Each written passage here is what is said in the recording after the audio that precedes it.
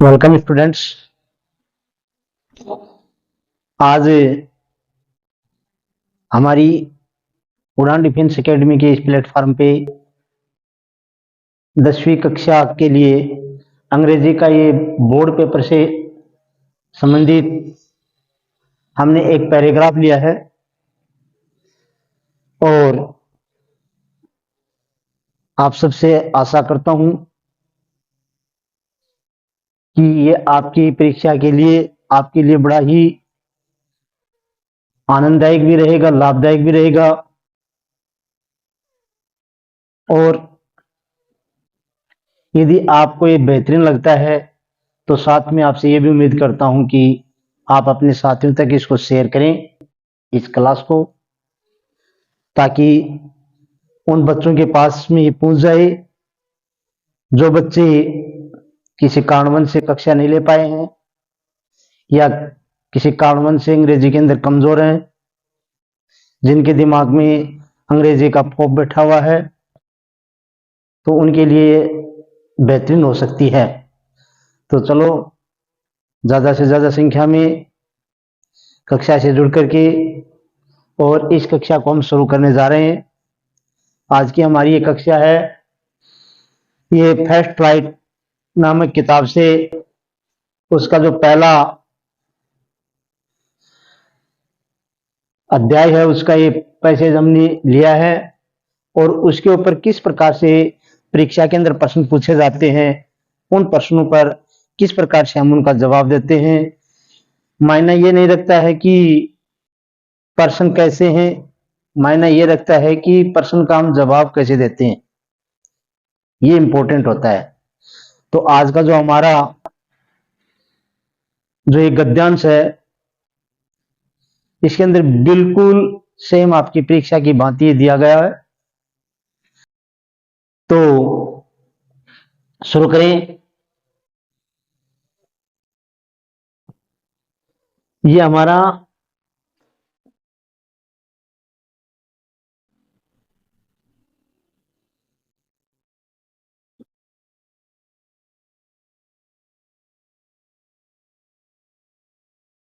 Passage है। माना कि पैसेज का हमें पूरा अर्थ नहीं आता है, हिंदी अर्थ नहीं कर पाते हम। बहुत से बच्चे होते हैं जो कि जिनको वो हिंदी नहीं कर पाते हैं क्योंकि उनका अंग्रेजी में भय होता है। तो स्पेशली उन बच्चों के लिए ये है, और उन बच्चों के लिए तो और भी बेहतरीन होगा, और जो कि ये सोचते हैं कि किस प्रकार से क्या मैं पढ़ूं कि परीक्षा के अंदर और बेहतरीन नंबर आ जाए, तो उनके लिए ये प्लेटफॉर्म और भी बेहतरीन होगा। तो शुरू करें हम आज के इस टॉपिक को। तो इसमें दे रखा है जो हमारा, तो सबसे पहले हम जो पढ़ते हैं उस अवतरण के पैसेज के अंदर वहीं से हम प्रश्न करने सीख जाएंगे, तो स्वाभाविक है कि उत्तर हमारे सही हो जाएंगे। सबसे पहले जो आपके सामने जो प्रश्न दिया होता है उसके अंदर हमें यह देखना होता है कि उस प्रश्न के अंदर पूछा क्या है, उस पूरी पंक्ति का हमें अर्थ आता है या नहीं आता है। मान लीजिए आपको उसका अर्थ नहीं आता लगाना, तो आपके उस प्रश्न जो पंक्ति दी है प्रश्न की, उसके अंदर जो प्रश्नवाचक जो शब्द दे रखा है उसका आप अर्थ ढूंढ लीजिए उस पंक्ति के अंदर, और वो ही लिखना है सिर्फ। ये नहीं कि पैसेज के अंदर आपको उस पंक्ति को मिला करके उठा करके लिखना है। बहुत से बच्चे अक्सर ये करते हैं कि जहां जहां भी वो अक्षर मिलते हैं, शब्द मिलते हैं, वहां से उठा लेते हैं और उसको वहां रख देते हैं और फिर अपना मूल्यांकन करते हैं कि यह तो मेरा सही है। ऐसा नहीं होता है। तो हमें क्या करना है, जैसे इसके अंदर दे रखा है the house the only one in the entire valley, पूर्ण घाटी के अंदर, उस संपूर्ण घाटी के अंदर, set on the crest of the low hill, तो पहाड़ की जो छोटी सी जो ऊंचाई थी उससे देखा जा सकता था वो केवल एकमात्र क्या था, घर था। फ्रॉम दिस, फ्रॉम दिस, इससे, दिस हाइट, दिस हाइट, ये जो दिस हाइट बोल रहा है, ये कौन सी, इस हाइट के लिए बोल रहा है, इसके लिए। From this height one could, कोई भी, सी दे सकता है, द रिवर, नदी को, the fields of ripe corn, dots, दाने वाली पकी हुई फसल को, विद द फ्लोर, फूलों के साथ, दैट ऑलवेज प्रोमिस, जो सदैव ही प्रोमिस, वायदा करती है, ए गुड हार्वेस्ट, एक अच्छी फसल का प्रतीक महसूस होती है। द ओनली थिंग्स, मात्र केवल एक चीज, द अर्थ नीडेड, जो पृथ्वी को मात्र एक जो चीज की आवश्यकता है, किसको, पृथ्वी को, needed was a down pure, किसकी है, ए डाउन प्योर, मूसलाधार बारिश साथ की, और ए लिस्ट ए शोर, एट ए लिस्ट ए शोर, बौछारों की, या बौछारों की, दोनों में से कोई भी। तो थ्रो द मॉर्निंग, सुबह से ही लंचो, थ्रो द मॉर्निंग, कब से, अब मतलब मान लीजिए यहीं पर प्रश्न बना ले कि फ्रॉम या थ्रो,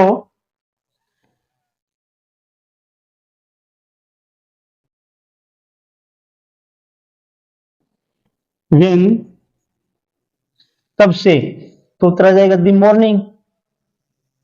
और ये पूछ ले हु, कौन, तो लंच आ जाएगा। हु ने, जो जानता था, इज फील्ड इन टाइमली, कि एनी टाइमली और इन टाइमली, कि इस समय, हैड वन थिंग, एक चीज की जरूरत है, सिर्फ वो क्या है, बरसात की जरूरत है। बट इल्स सीधी स्काई, उसने आकाश की ओर देखा, द नॉर्थ एंड वेस्ट, उत्तरी पश्चिम से क्लियर। नाउ अब we are really going to get some water, अब हम जरूर ही going to get some water, कुछ पानी मिल जाएगा। वुमेन, औरत से कहा उसने, दी वुमेन, उस औरत ने, हु वाज, जो औरत वाज प्रेपरिंग सपर, जो भोजन बना रही थी, रिप्लाइड, उसने जवाब दिया, यस, हाँ, गॉड विलिंग, भगवान की इच्छा है। अब मतलब मान लो ये पूछ ले प्रश्न, who said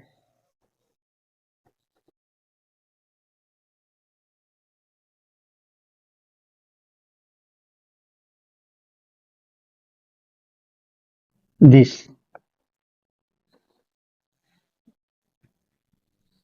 yes, it is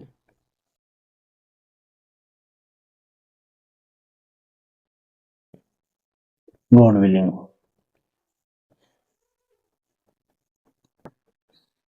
willing. तो हु सेड, किसने कहा, तो ये किसने कहा था, किसने कहा था ये, कि इसमें दे रखा दी वुमेन, अब यहां पर तो वुमन दे रखा, लेकिन वुमन है कौन ये, तो इसमें आएगा दी वुमन ऑफ लंचो, या लंचो वाइफ, जो भी उचित लगे आपको।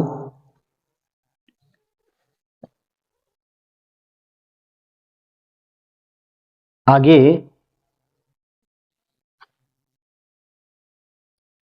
The olders boys were working in the field, बड़े लड़के थे, वो फील्ड के अंदर, खेत के अंदर काम कर रहे थे। तो जैसे मान लीजिए इसमें प्रश्न मान लीजिए, were, the older boys working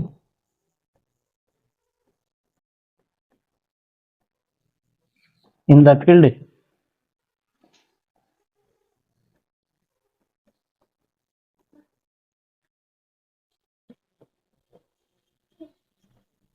अभी इसके अंदर क्या हुआ कि जो प्रश्न पूछा है इसमें हेल्पिंग वर्ब से प्रश्न पूछा है शुरू में, और जब किसी सेंटेंस किसी पर्सन को बनाया गया है और वो किसी हेल्पिंग वर्ब से शुरू हो जाए तो उसका जवाब हम किससे देते हैं? यस या नो से देते हैं। यस या नो से जवाब देते हैं। इसका मतलब है क्या? क्या बड़े लड़के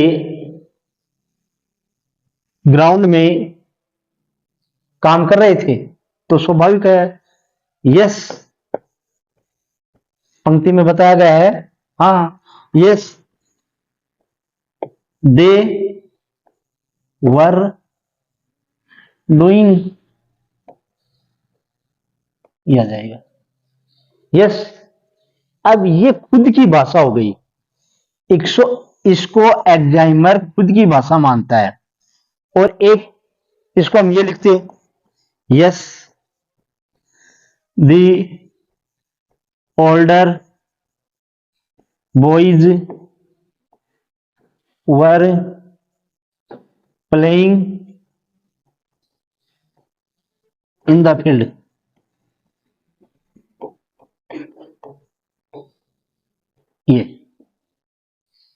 ये किताब की भाषा है। और एग्जामिनर जब आपकी कॉपी चेक करता है तो उस समय जो ये वो डिपेंड करता है आपके उस एग्जामिनर के ऊपर कि यदि आपने इस प्रकार से उत्तर इसका दिया है, जबकि दोनों ही जवाब सही है, उस प्रश्न के दोनों ही सही है, लेकिन जो लिखने की आपकी शैली है ये स्वयं की है और ये किताबी शैली है। तो एग्जामिनर के ऊपर आपने उसके दिमाग के ऊपर एक स्पेशल अपनी एक छाप छोड़ी है, जिसके कारण वो आपसे प्रभावित होकर के, मान लीजिए 1 नंबर का प्रश्न है तो वो स्वाभाविक 1 नंबर आपको देगा। और इस जबकि प्रश्न ये भी सही है, इस प्रश्न का उत्तर ये भी सही है, इसके अंदर उसके ऊपर मूड के ऊपर करता है, क्योंकि प्रश्न के अंदर एग्जामिनर यही नहीं देखता है कि आप प्रश्न का जो जवाब दे रहे हैं उसका मटेरियल नहीं देख रहा है, आपकी लिखने की जो शैली है वो डिपेंड कर रही है कि किस शैली में किस प्रकार से आप लिख पा रहे हो। तो एग्जामिनर आपसे ये चीज जानना चाह रहा है। तो इस प्रकार से आप अपनी भाषा में कोशिश करें कि जवाब अपनी भाषा में दे। अगला,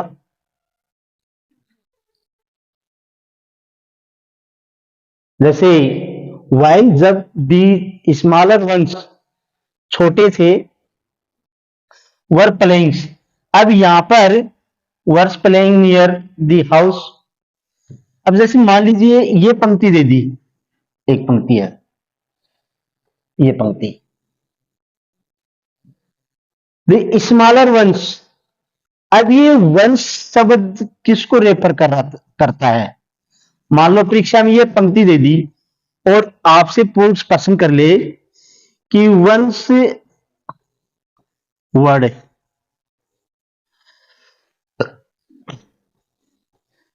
रेफर हेयर टू, ये पूछ ले, तो इसमें जो वंश जो शब्द दे रखा है वो किसके लिए है? स्वाभाविक है आप उत्तर लिखोगे स्मॉलर बॉयज, लेकिन यहां पर क्या लिखना है? Smaller boys of लंचो। एक बात तो यह, दूसरी लंचोज, फिर ये बॉयज, या इस प्रकार से ये इनके लिए यहां पर रेफर किया गया है ये। और जहां पर आपको रेफरेंस से प्रश्न पूछे तो उस शब्द का आपको जवाब दे करके और वहां से उतना हटा देना है और फिर रेफरेंस एयर टू और फिर वहां पर उसका जवाब लिख देना है। आगे मान लो इसमें से प्रश्न बना ले, इसमें बोल दे कि वेयर। वेयर का मतलब है नियर द हाउस। इसका मतलब है पर्सन बनाएगा तो नियर द हाउस को ड्रॉप आउट कर देगा वो सेंटेंस से, क्योंकि वेयर और नियर दी हाउस दोनों एक ही चीज है। और जब पर्सन बनाएगा तो उस समय सेंटेंस के अंदर इसको छोड़ेगा, और जब आपको उत्तर बनाने होंगे तो वेयर को हटा करके उसके बदले में आपको ये देना पड़ेगा। जैसे मान लीजिए इसने पर्सन बनाया, वेयर फिर टेंसेस क्रिया क्या, वर, वेयर वर दे प्लेइंग।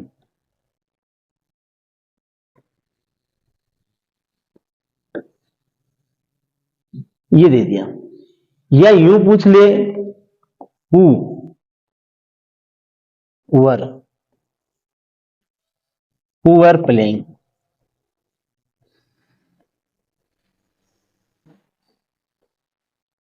और या यूं पूछ ले, व्हाट,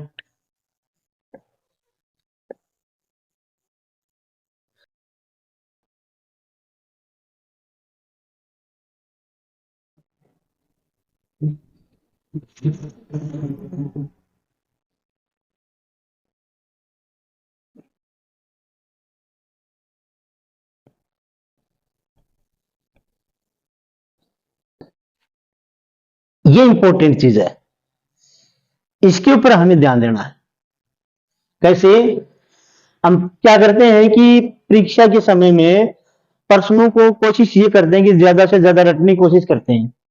प्रश्न के प्रश्न रट लिया और साथ में उसका उत्तर रट लिया कि इस उत्तर का इस पैसेज के अंदर यहां से ये उत्तर है। और ऐसा हमें कभी नहीं करना चाहिए, क्योंकि ऐसा करने से अक्सर हम क्या हो जाते हैं, परीक्षा के अंदर जाकर के और थोड़ा सा भी प्रश्न को चेंज कर दिया और हम सोचते हैं कि वहां पर तो वाट था, यहाँ पर हुआ आ गया, और वहां पर यहाँ पर वेर हो गया। तो इस प्रकार से हम फिर भ्रमित हो जाते हैं। तो मैं आपसे यही सलाह दूंगा आपको कि आप अंग्रेजी के अंदर जब पैसेज इंपॉर्टेंट है ये, क्योंकि ये 15 नंबर का पैसेज आएगा आपका, एंशिएंट पैसेज 6 नंबर के और 9 नंबर के दो पैसेज आएंगे शुरू के अंदर, तो बड़ा इंपॉर्टेंट रखता है पैसेज आपके लिए। तो कोशिश ये करें कि 5-6 पैसेजों को 5-6 या जो भी उनके ऊपर अभ्यास कर देखें।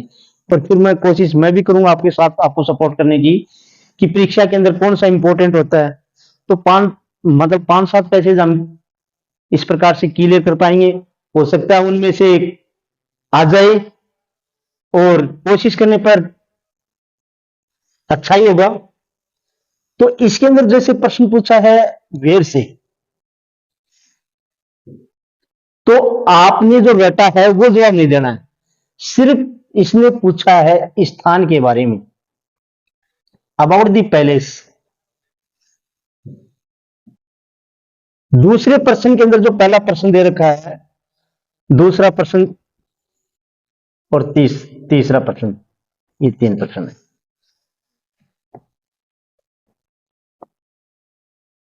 अब जो दूसरा प्रश्न है उसके अंदर जो एग्जामिनर आपसे हु के बारे में जानना चाहता है, हु के बारे में जानना चाहता है, तो इसका मतलब है कि आपको उस सब्जेक्ट के बारे में या कौन के बारे में जवाब देना है। बेफिजूल की चीज नहीं लिखनी है, ये कौन शब्द है इसका ही जवाब देना आपको सिर्फ। तीसरे प्रश्न में आपसे एग्जामिनर यह चाहता है कि व्हाट, ऑब्जेक्ट के बारे में, तो आपको सिर्फ ऑब्जेक्ट के बारे में लिखना है, अर्थात क्या के बारे में लिखना है, क्या। अब क्या है, ये 2 प्रकार से होती है। एक होता है, आपने सुना होगा, लिविंग पर्सन्स। दूसरी होती है नॉन लिविंग थिंग्स, निर्जीव और सजीव। एक तो होता है सजीव और एक निर्जीव, 2 चीजें। तो क्या से जो जवाब मिलेगा वो या तो एक सजीव हो सकता है या निर्जीव हो सकती है। तो उन 2 के बारे में वो पूछना चाहता है। तो अब हम बात करें जो पहले की प्रश्न की, तो इनमें से ही उत्तर आपको निकालना है। वेयर का स्थान अंतिम होता है, तो क्रिया के अनुसार आप रख दोगे। आंसर लिख रहा हूं मैं, आंसर तो दे है। एक चीज का ध्यान रखेंगे विशेष, प्रश्न के अंदर यदि संज्ञा आई है तो उसका प्रोनाउंस बनाएंगे, इस बात का विशेष ध्यान रखेंगे। दूसरी बात, टेंस का परिवर्तन नहीं करेंगे। जिस टेंस के अंदर जो पूछा है, आप अपनी मर्जी से मत सोचना कि मैं किस टेंस में लिखूं, ये इस टेंस में आ रहा है तो मैं किस में लिखूं, ये नहीं करना आपको।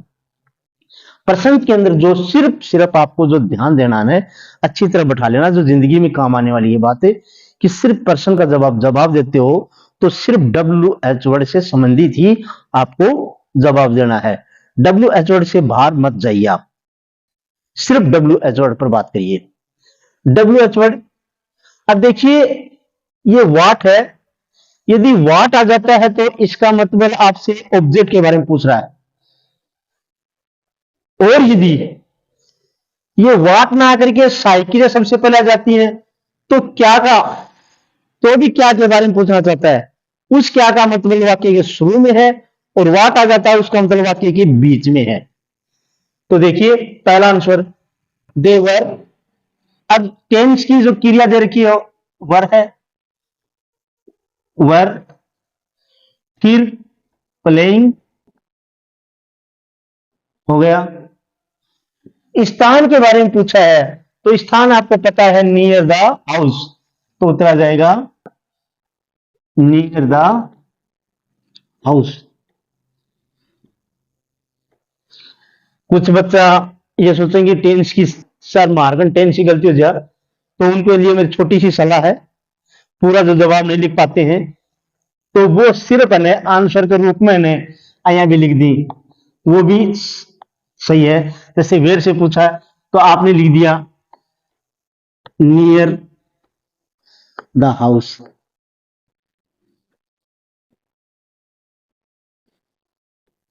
अब ये बिल्कुल तो एकदम नहीं है कि एक तो पूरी पंक्ति लिखा है और एक इतना लिखा है, वैसे सही है ये।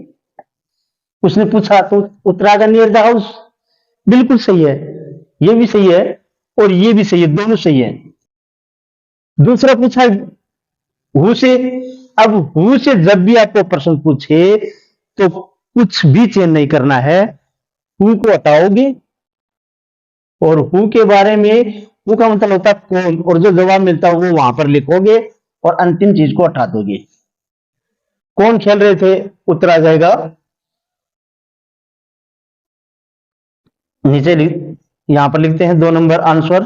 कौन खेल रहे थे, तो दिया आएगा दी स्मॉलर बॉयज, ये उत्तर होगा। और फिर शेष वाक्य यूं का यूं उतार दोगे, शेष अपनी तरफ से कुछ नहीं जोड़ना है। तीसरा प्रश्न, व्हाट क्या, वर दे डूइंग, वे क्या कर रहे थे फील्ड के पास में, तो कर रहे थे, खेल रहे थे, तो उत्तर आ जाएगा 3 नंबर क्वेश्चन का they were playing, they were playing near the field. कोशिश ये करें कि अभ्यास आप करोगे बेहतरीन, तो और बेहतरीन होता जाएगा आपका अभ्यास। अगला है, आगे चलते हैं।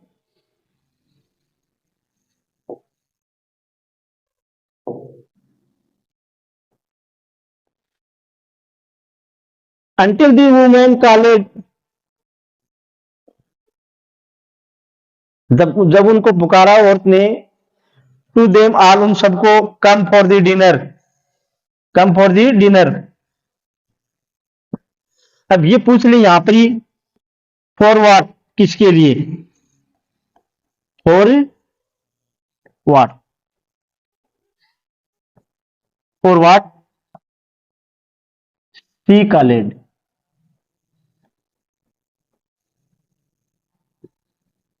देम।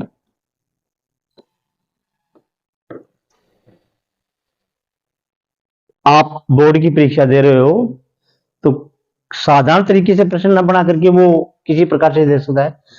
तो उत्तर आ जाएगा, आंसर क्या लिखोगे, सी, कॉलेज देम फॉर डिनर, उत्तर आ जाएगा। इस प्रकार से आप ज्यादा से ज्यादा अभ्यास करेंगे। मैं तो आपको यही सलाह दूंगा मेरे अनुभव के अनुसार कि आप प्रश्न का उत्तर रटने की बजाय इस प्रकार से डब्ल्यू वर्ड को देख करके उसकी कोशिश आप बनाने की करेंगे, वो बेहतरीन रहेगा। उसको आप भूल नहीं पाएंगे कभी भी, और यदि प्रश्न को रखते हो तो अक्सर भूल जाओगे आप।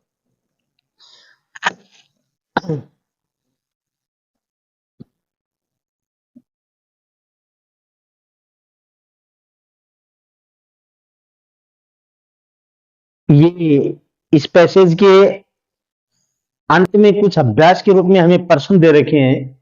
हमने इस पैसेज को पढ़ा, पैसेज में से अब हमें इस प्रकार से बोर्ड के अंदर प्रश्न मिलते हैं और उनका उत्तर हमें लिखना पड़ता है। जैसे इसमें पूछा है,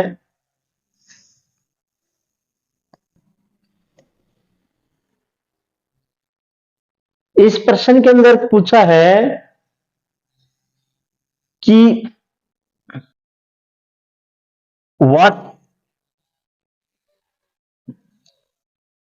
अब हमें सिर्फ इस व्हाट का जवाब देखना है। Only one things in the entire valley, उस पूरी घाटी में मात्र एक चीज क्या थी, तो आंसर आएगा क्या था, the house, the house was only one in the entire valley.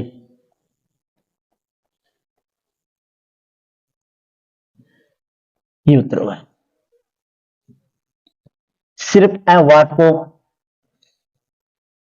जवाब, अब हमें क्या करना है, इस वाट का जवाब हमें याद रखना है। प्रश्न में पलट के भी कर दे, मान लो वाट ने हटा दे एक बार और फिर प्रश्न पूछ ले। मेरा कहने का तात्पर्य यह है कि आप उत्तरों को रटने की कोशिश न करें। आगे के प्रश्न पर चलते हैं।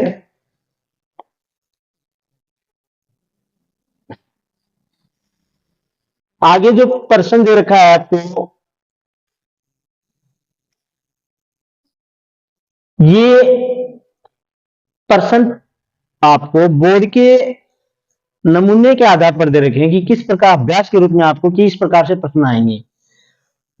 अब ये एक खालिस्तान के रूप में प्रश्न पूछा गया है कि the only things the earth needed was a. अब वो न तो वैली थी न रिवर नॉन ऑफ दीज, इसका मतलब वो थी, वो ये थी। तो यहां आप जो आपको ब्रैकेट मिलता है, क्वार्टर जो मिलता है, उसमें आप जो ऑप्शन आपको जो दे रखा है, जो ऑब्जेक्टिव टाइप में आपने उत्तर देना है, तो उसको क्लियर में लिखेंगे। जैसे यहां पर 2 नंबर दे रखा है तो आप 2 नंबर लिख दीजिए। यदि यहां पर बी दे रखा है तो आप साफ बी लिख दीजिए। यदि आपको इस प्रकार से दे रखा है 2 नंबर रोमन संख्या में, तो रोमन में लिख दीजिए। जो भी जैसा दे रखा है वो लिख दीजिए, कोई कोई फर्क नहीं पड़ता। लेकिन उसके लिए बेहतरीन रहेगा जो जिसमें आपको दे रखा ऑप्शन उसमें आप करें, वो बेहतरीन रहेगा। अगला प्रश्न है, अब पीछे मैंने आपको बताया था कि जब हु से प्रश्न पूछे तो हु से प्रश्न पूछते समय आप एक चीज का ध्यान रखेंगे कि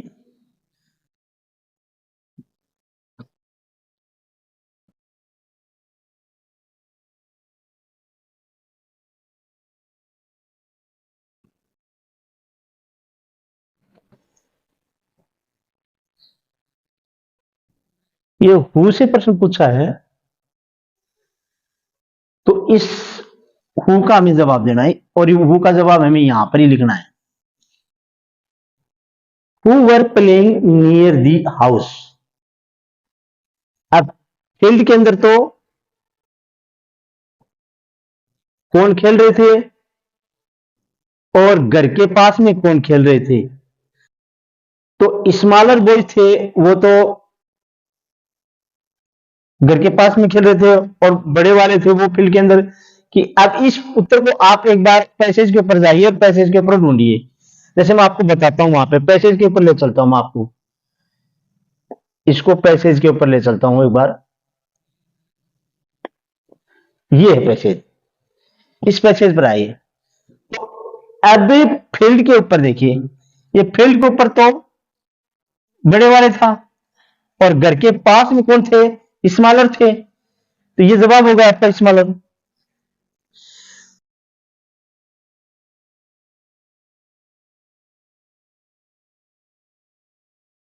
तो ये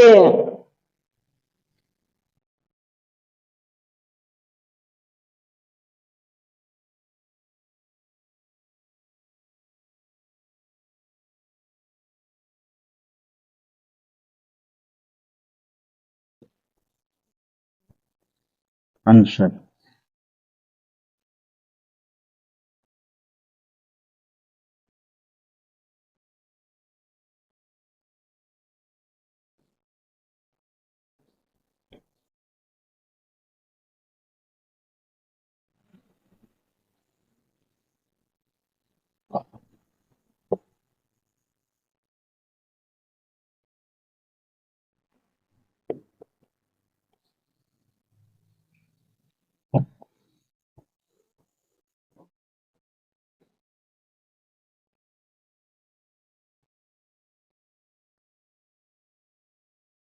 ये हो गया।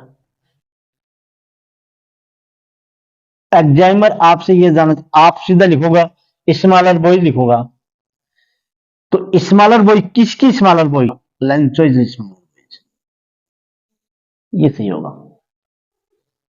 लिखने के लिए तो हमने भी लिख दूंगा देवर, यानी के लिए ले प्रोनाउंस काम में ले इसका। हाँ, लेकिन यहाँ पे हमें प्रोनाउंस काम में नहीं लेना है क्योंकि यहाँ पर तो हु से जानना चाह रहा है तो सब्जेक्टिव केस के बारे में पूछ रहा है अगला। तो क्लियर करना है हमें, प्रोनाउन से नहीं। प्रोनाउन से क्या नहीं होगा, क्लियर नहीं होगा, आइडेंटिफाई नहीं हो पाएगा। इसलिए हमें आइडेंटिफाई करने के लिए, क्लियर करने के लिए उसको नाउन के रूप में उसको लिखना पड़ेगा, पूरा बताना पड़ेगा। अगला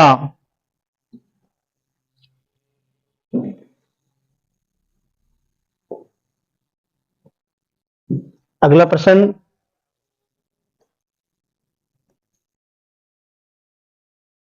इसमें पूछा है यस, ये बता भी चुका हूं मैं पहले। Yes God willing, who said this. Yo sentence ने एक स्टेटमेंट के रूप में बोल कहे हुए थे और जब कोई पूछ रहे थे तो उस समय उसने जवाब दिया था कि यस गॉड इज विलिंग। तो इसका आंसर होगा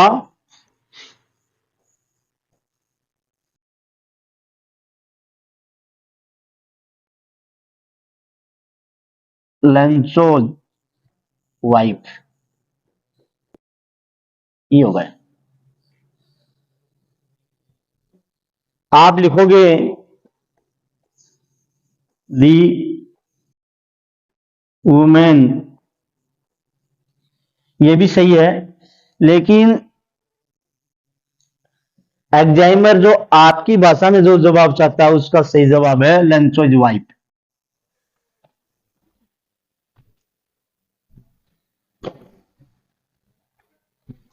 अगले प्रश्न पे आते हैं। प्रश्न में पूछा है, इस प्रकार के प्रश्न अक्सर पूछे जाते हैं। तो जब ऐसे प्रश्न पूछे जाते हैं तो उनमें ये ध्यान देना हमें कि रेफर टू जो शब्द बोला है उसका उत्तर उसके आगे लिखना है। तो दे वर्ड है, यहां पर किसको रेफर कर रहा है?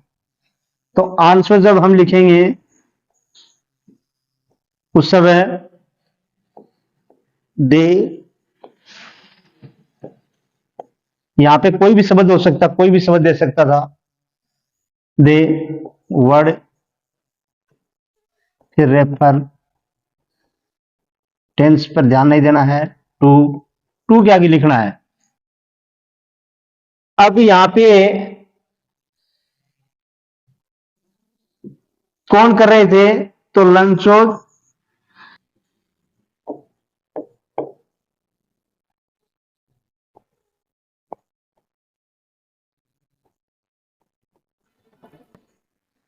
बिगर बॉयज,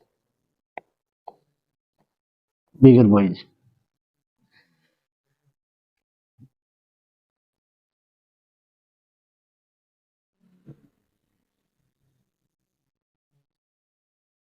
बड़े लड़के थे,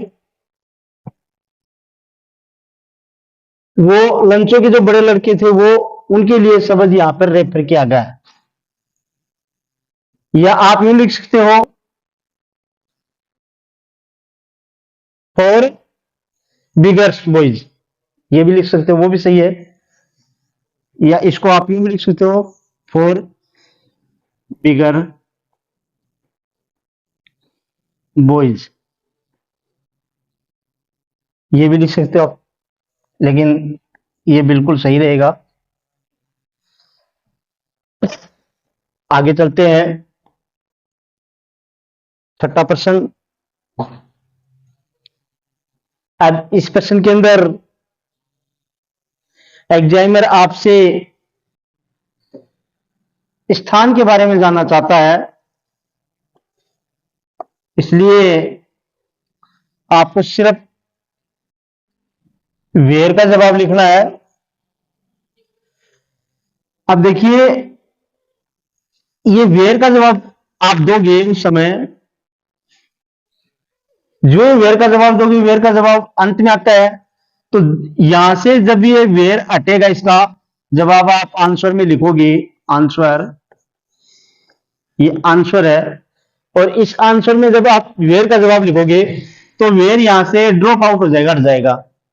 उस समय ये क्रिया है, ये भी कर्ता के बाद में चली जाएगी, मैन वर्ब और सब्जेक्टिव केस के बीच में चली जाएगी, और उस समय आंसर के रूप में। अब देखिए, अब ये जो स्मॉलर बॉयज है, इनके लिए हम प्रोनाउंस काम में ले सकते हैं, उत्तर में दे हो गया। ये यहां से उठ कर गया, इसका मतलब वर्ब प्लेइंग, यूं का यूं। अब इसका जवाब लिखेंगे हम, इसका मतलब है नियर द हाउस,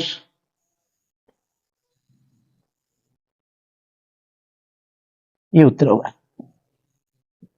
अब सिर्फ पापा ए को जवाब लिखे हो नियर द हाउस, इतना, और बाकी सेम ऊन सुतार के लिए हैं।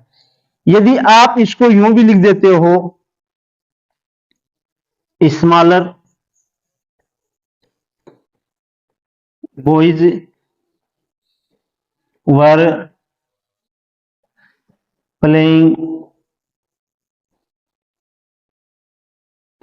नियर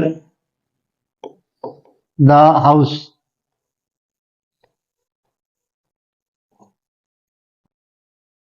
तो है यो भी सही है।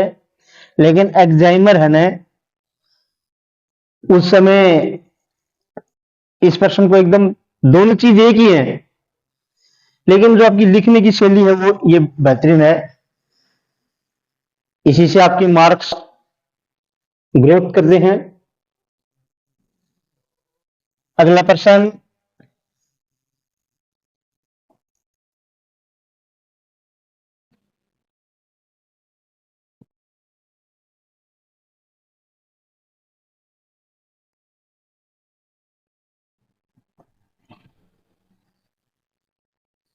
इसमें पूछा है हु वाज,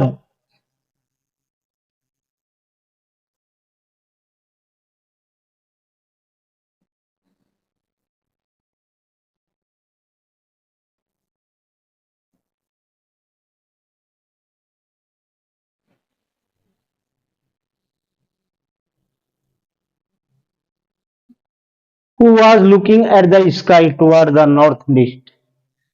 तो यहाँ पे हु का जवाब सिर्फ मान लियो, अब तो ऑब्जेक्टिव टाइप में दे रहा कोई है, बड़ा टाइप में दे दे तो प्रश्न है, तो उत्तर आएगा इसका लंचो। तो यहाँ पे हमें मार्क नहीं करना है, बल्कि यहाँ पे हमें इसको ऑब्जेक्टिव रूप में लिखना है। ऑप्शन है ए, तो यहाँ पर ए ऑप्शन आ जाएगा। और यदि ये ऑब्जेक्टिव टाइप में न दिया होता तो उस समय यहां पर इसका उत्तर देते तो हम सीधा लिखते। मान लो ये न दी हूं, उस समय की बात है, तो ओ के स्थान पर आप लिख दो लंचो, ये हो गया। फिर वाज, फिर लुकिंग,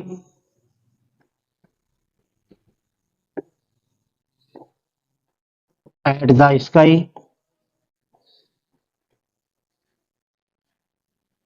टुवर्ड्स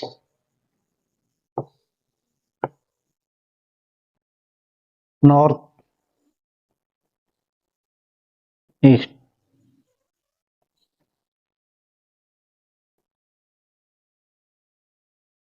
ये उत्तर आ जाता उस समय जब ऑब्जेक्टिव ने दे रखा था। यह हमारी आज की कक्षा थी। आशा करता हूं कि आपको पसंद आएगी, और